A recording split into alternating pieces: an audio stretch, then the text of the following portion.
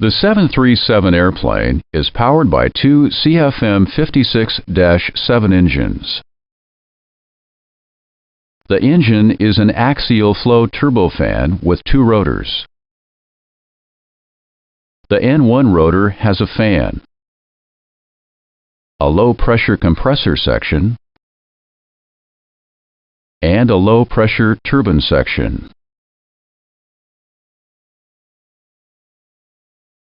The N2 rotor has a high-pressure compressor section and a high-pressure turbine section. The N2 shaft turns the accessory gearbox. The accessory gearbox drives the integrated drive generator, the oil pumps, the fuel pumps, and the hydraulic pump. Air passes through the fan. Some of the air goes through the compressor for combustion. A large part of the air goes through the duct to provide most of the thrust.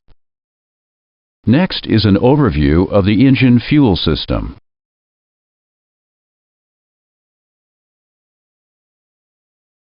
The fuel system supplies fuel from the fuel tanks. The fuel goes through the first stage engine fuel pump. The fuel is heated by the IDG oil cooler and a fuel oil heat exchanger. The fuel then goes through a filter that removes solid contaminants. After a second stage pump and a second filter, the fuel goes to the hydromechanical unit or HMU. Here the electronic engine control or EEC adjusts the fuel flow. Part of the fuel goes to the combustion chamber and the unused fuel returns to the fuel pump. Next is an overview of the engine oil system.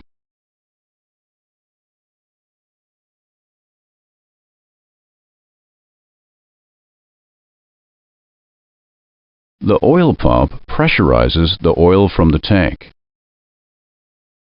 The oil goes through an oil filter and continues to the engine bearings and accessory gearbox. The oil temperature and pressure sensors are located here. The scavenge pumps collect the oil from the engine. The oil then goes through an oil scavenge filter to remove contaminants. The oil goes through the fuel oil heat exchanger before it returns to the tank.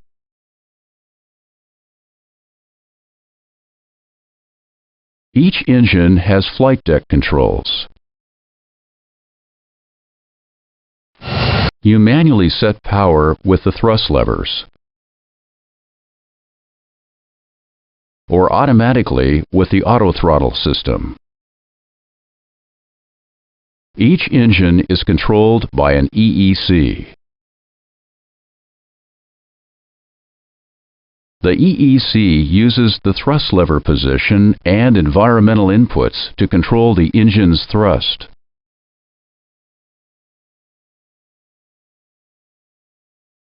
The engine indications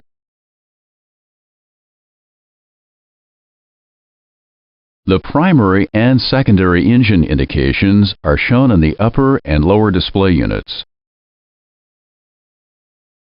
If a DU fails, the engine indications automatically move to the other DU. In a compact engine display,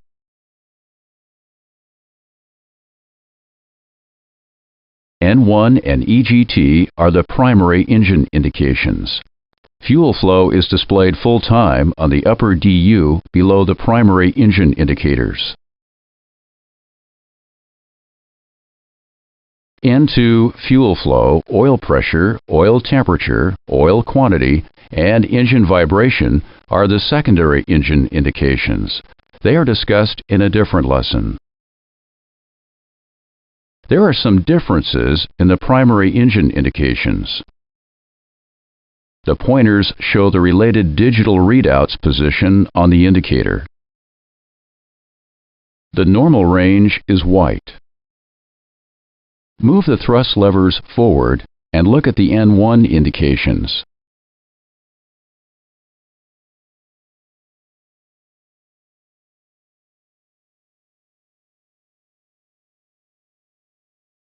The white commanded sector arc outside the dial shows the difference between commanded N1 and actual N1. Move the thrust levers to idle and look at the N1 indications.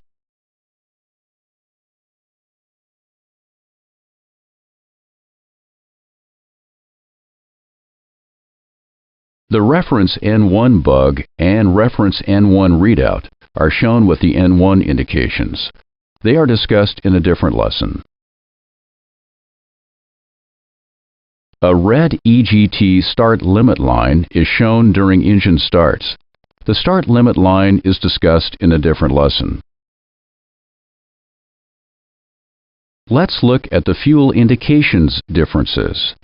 The type of information that the digital readout and related pointer show still depends on the position of the fuel flow switch on the engine display control panel. In the rate position, the digital readout shows the rate of fuel flow. Momentarily move the fuel flow switch to used. The readout changes to the current fuel used since the last reset. After 10 seconds, the display goes back to fuel flow.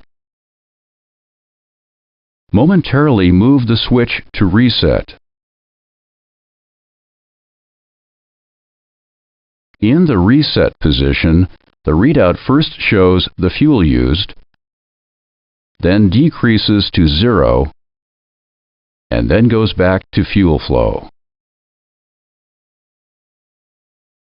We will now look at new indications for non-normal conditions. If an N1, N2, or EGT value goes above an operating limit, the dial, readout, and box change color. In this example, the EGT is more than the maximum continuous limit. The indication becomes amber. If the temperature goes above the maximum operating limit, the indication becomes red. When the temperature decreases below the limit, the indication changes back to white. If an N1, N2, or EGT in-flight exceedance occurs, the box becomes red after engine shutdown on the ground. In this example, the EGT had an in-flight exceedance.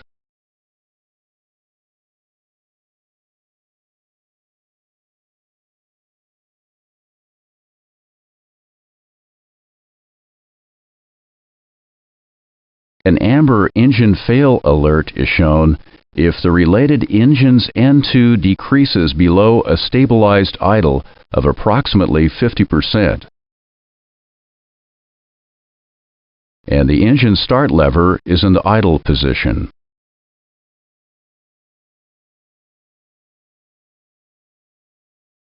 The alert is removed if N2 increases above stabilized idle, or the start lever is moved to cutoff.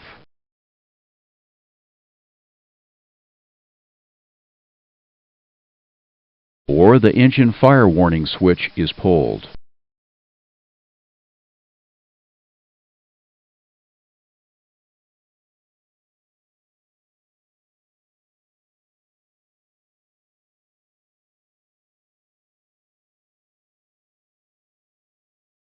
A magenta crossbleed start indication shows if a crossbleed start is necessary for an in-flight engine start.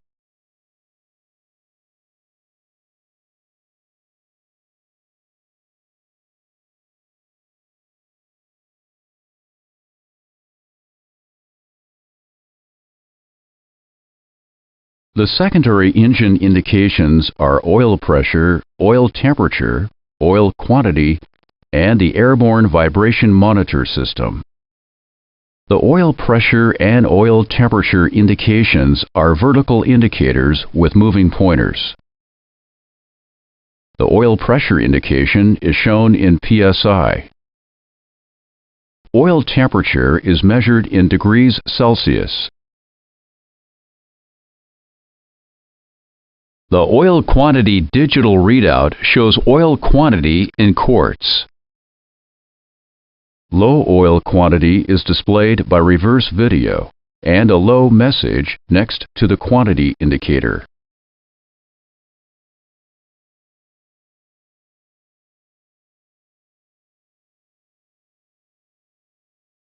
The normal operating range for oil pressure and temperature is shown in white.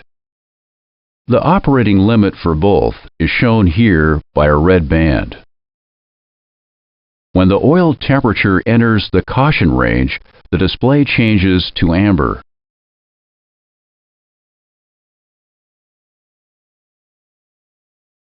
The size of the oil pressure caution range is a function of the N2 RPM.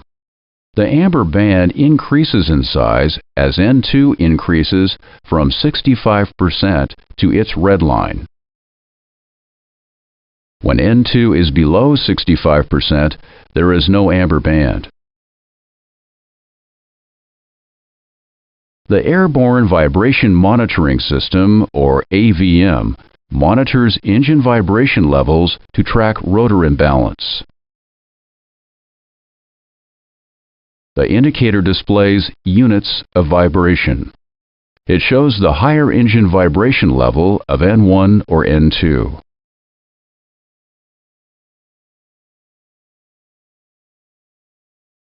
High vibration is displayed by reverse video, indicated by the AVM above 4.0 units. Let's now look at some non-normal indications. The first indication is a low oil pressure condition. Since the output pressure of the oil pump is unregulated and varies with engine speed, engine oil pressure may go into the amber band and the pointer turns amber. If the oil pressure goes into the amber band with takeoff power set, do not take off. Oil pressure in the amber band is not normal at high thrust settings.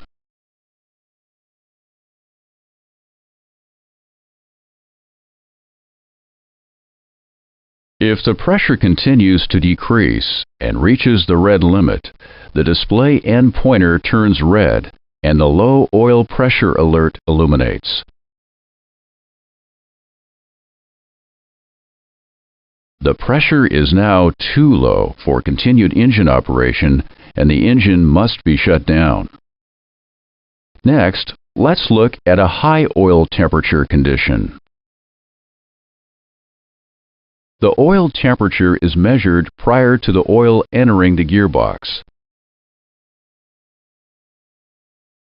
If the oil temperature goes into the amber range, the pointer and displays turn amber.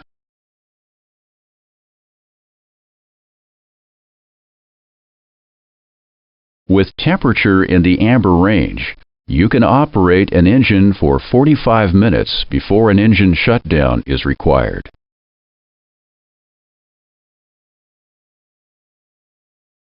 If the temperature continues to increase and reaches the red line limit, the pointer and display turns red.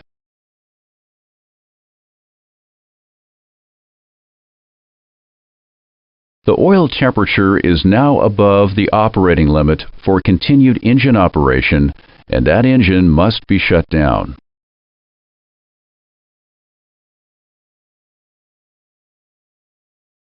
There is one other engine alert associated with the engine oil system: the oil filter bypass.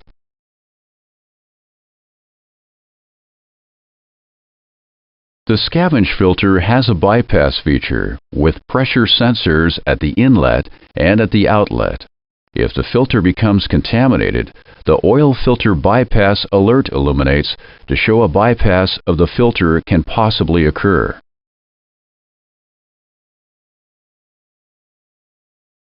If the oil filter bypass alert remains illuminated after thrust reduction, that engine must be shut down.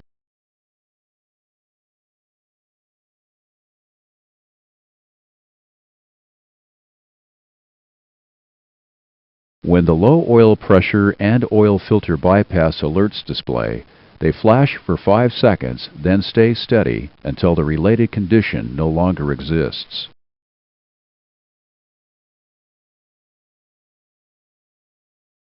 The flashing indication is inhibited during takeoff. When inhibited, the alert immediately illuminates steady. In this example, there is a low oil condition during takeoff roll.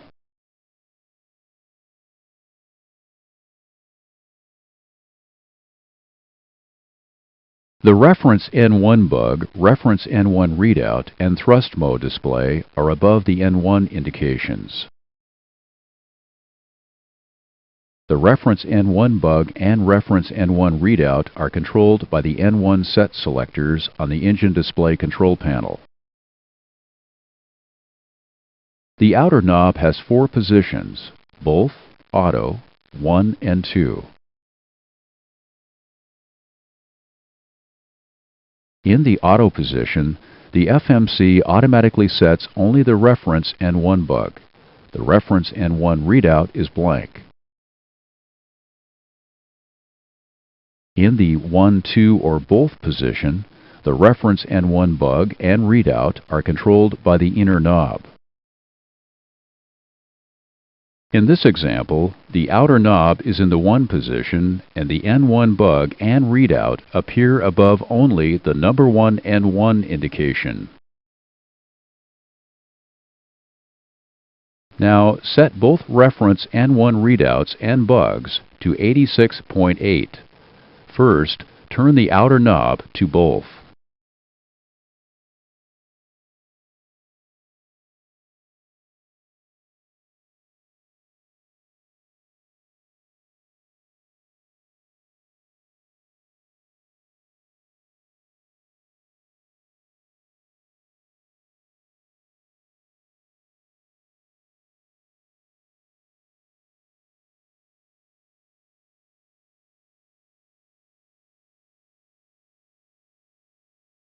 Next, turn and hold the inner knob until the readout and related bug read 86.8.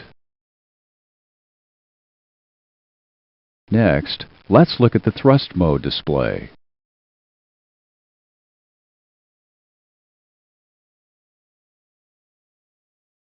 The thrust mode display is calculated by the FMC. The thrust mode display is the active N1 limit reference mode for auto throttle and manual thrust control. If the FMC calculations become invalid, the auto throttle computer calculates a degraded N1 limit for the affected engine or engines, and the auto throttle limit indication illuminates. These are the thrust mode displays available for the different phases of flight. Touch each mode to see its definition.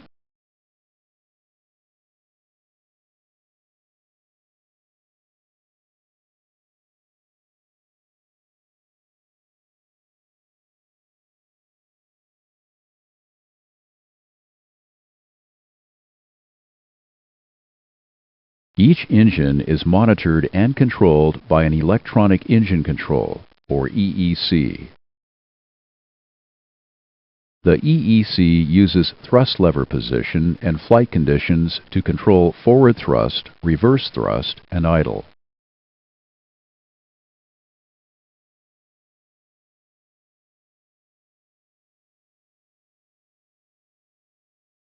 The EEC supplies N1 and N2 redline protection. If N1 or N2 goes near the red line, the EEC commands a decrease in fuel flow.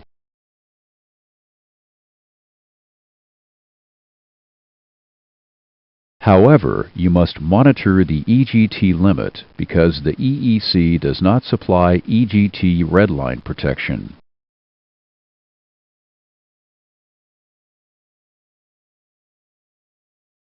The controls for the EECs are on the aft overhead panel. Both EEC switches are guarded and should be in the on position for pre-flight and during normal operations. The EECs have two modes of operation, normal and alternate. Let's first look at the normal mode. When the EEC switch is in the normal position, the white on light is in view.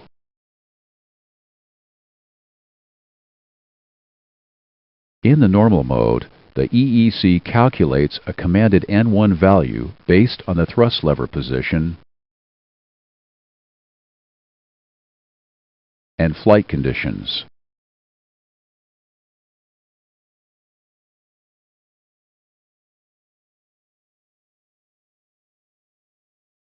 The EEC compares commanded N1 to actual N1 and adjusts fuel flow to change engine speed until actual N1 equals commanded N1. The EEC can operate in one of two alternate modes, soft or hard.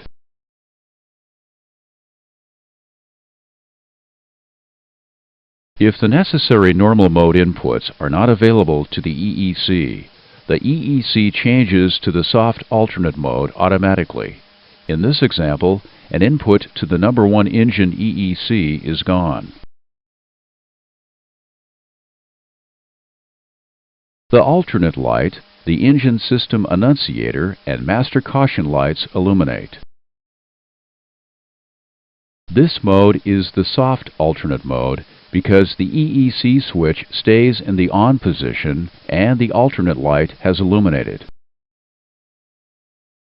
The EEC now uses the thrust lever position and locks in the current ambient conditions to calculate maximum N1 data.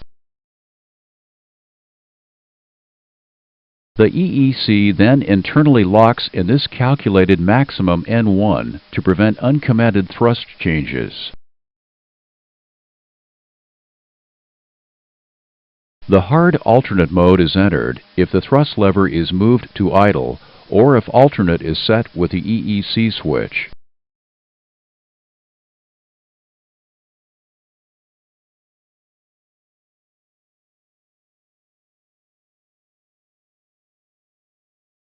The hard alternate mode is also set with the EEC switches. You can manually set the alternate mode when you are in the normal mode or the soft alternate mode. To control thrust in the hard alternate mode, the EEC uses thrust lever position with internal data. The hard alternate mode removes the parameters that were locked in when the EEC went from normal mode to soft alternate mode. When the alternate modes are removed, thrust lever movement can occur. Before you set the hard alternate mode, move the thrust levers to mid position, and if the auto throttle is engaged, disengage it.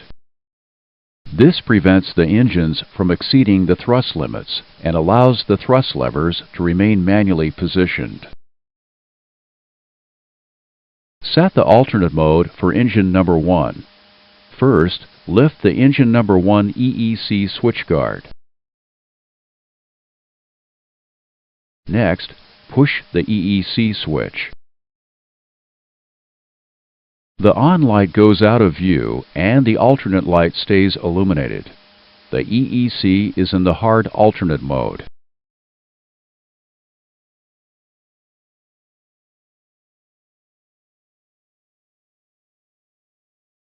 If one EEC is in the alternate mode, it is necessary to put the other EEC in the alternate mode. This makes sure the two engines operate in the same mode and there is no thrust lever stagger. Next, we will discuss engine idle. 3 different idle modes are available to the EEC. They are ground minimum, flight minimum, and approach.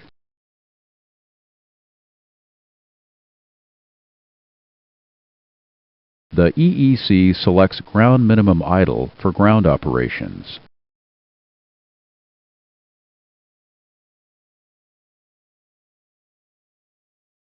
flight minimum idle for most phases of flight,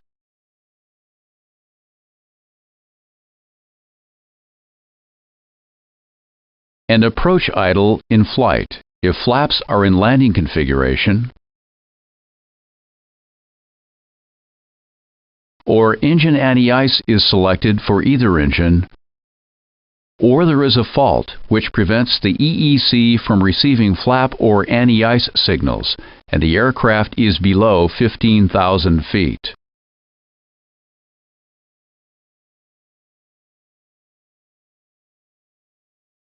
Approach idle improves engine acceleration time for go-around.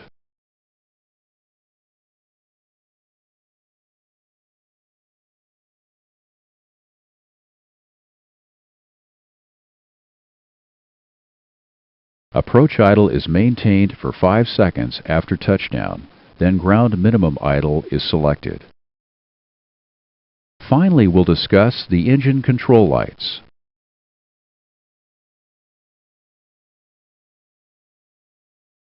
The engine control light illuminates if faults are detected by the EEC that require maintenance. The light operates only when the airplane is on the ground. The master caution and engine system annunciator lights also illuminate. Reset the master caution system. If either engine control lights illuminate, the airplane cannot be dispatched.